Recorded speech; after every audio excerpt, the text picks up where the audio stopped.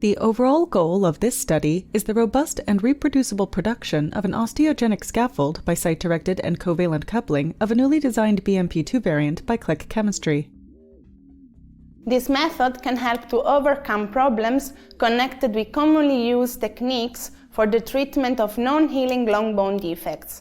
Absorption or encapsulation methods require supraphysiological amounts of BMP2 that provoke several severe side effects. The main advantage of this technique is to use lower amounts of the new designed BMP2 variant being covalently linked to scaffolds in a site-directed manner.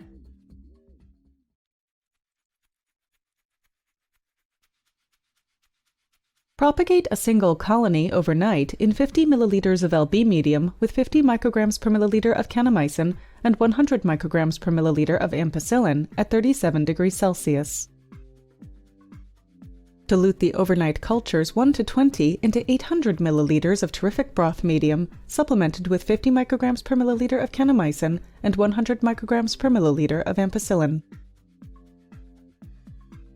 Grow the cultures at 37 degrees Celsius until an optical density at 600 nanometers of 0.7 is reached.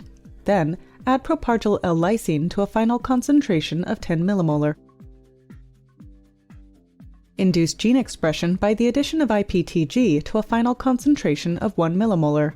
Grow the culture at 37 degrees Celsius for 16 hours in an orbital shaker at 180 rpm.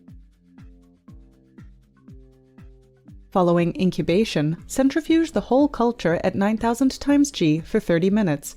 Discard the supernatant and resuspend the bacterial pellet in 30 milliliters of TBSE buffer.